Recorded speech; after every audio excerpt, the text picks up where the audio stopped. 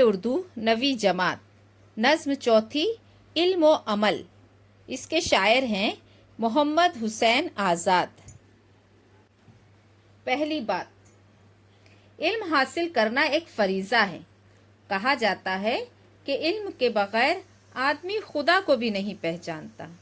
علم آدمی کو عمل کی سیدھی راہ دکھاتا ہے، لیکن ایسا عمل جو عمل کی رغبت نہ دلائے وہ اس پیڑ کی طرح ہے جو پھول اور پھل سے محروم ہے۔ ایسے علم سے انسان کو کوئی فائدہ نہیں پہنچتا۔ ایک بے عمل عالم اس اونٹ کی طرح ہے جس کی پیٹھ پر کتابیں لدی ہوئی ہوں مگر ان کتابوں سے اسے کوئی فائدہ نہ پہنچے۔ ذیل کی نظم میں عمل کی ترغیب دینے والے علم کی اہمیت بیان کی گئی ہے۔ مولانا محمد حسین آزاد 10 جون 1830 کو دہلی میں پیدا ہوئے۔ ان کے والد مولوی محمد باقر ایک اخبار نکالا کرتے تھے جس کا نام دہلی اردو اخبار تھا۔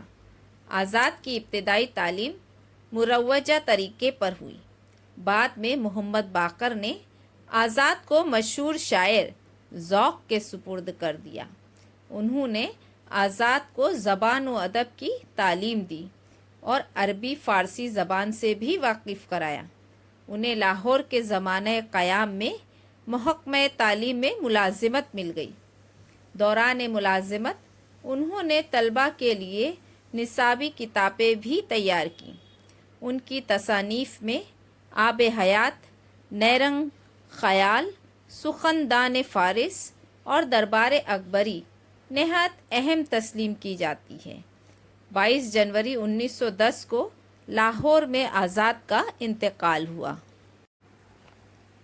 مجھے غرض نہیں کالج میں تم پڑھے کہ نہیں، جماعتوں کے مدارج پہ تم چڑھے کہ نہیں، کتابیں پڑھ کے جو کی حفظ ہر زباں تو کیا، اور ان میں پاس ہوئے دے کے امتحاں تو کیا، تمہارے خلق پہ بھی کچھ اثر ہوا کہ نہیں، زباں سے کہنے کی دل تک گئی صدا کہ نہیں، جو کچھ کے منہ سے کہو اس کا لو اثر دل میں، کہ ہے کتابوں میں جو کچھ کرے وہ گھر دل میں، وگرنہ پڑھنے کو سب خاص و عام پڑھتے ہیں، ہزاروں طوطے ہیں کلمہ کلام پڑھتے ہیں، جو مجھ سے پوچھو تو پھر بھی ہے نا تمام وہ علم، تمام جب ہو کے پہنچائے فیض عام وہ علم جس سے کہ اوروں کو فائدہ نہ ہوا، ہمارے آگے برابر ہے وہ ہوا نہ ہوا۔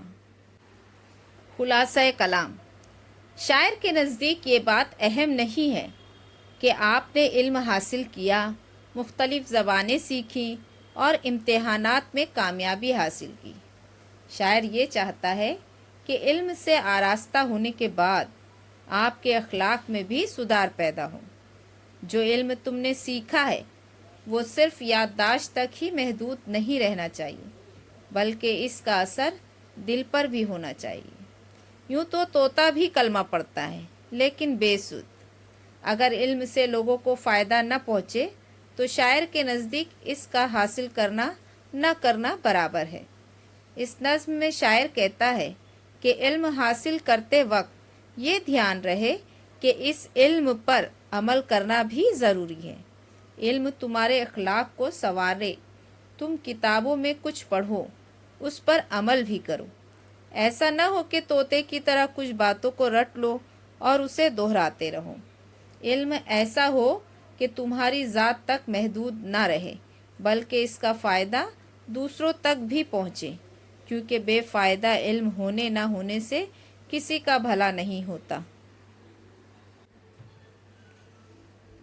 آئیے اس کے معنی پر نظر کرتے ہیں۔ مدارج، زینے، سٹیجز، حفظ کرنا، زبانی یاد کرنا، لرن بائی ہارٹ، خلق، اخلاق، برتاؤ، کیریکٹر، بیہیویئر، دل میں گھر کرنا، پسند آنا، ون ہارٹ، افیکشن، وگرنہ، ورنہ، ادروائز اور ایلس، تمام ہونا، پورا ہونا، ختم ہونا، بی فنشڈ، کمپلیٹڈ، فیض، फायदा, बेनिफिट, ग्रेस।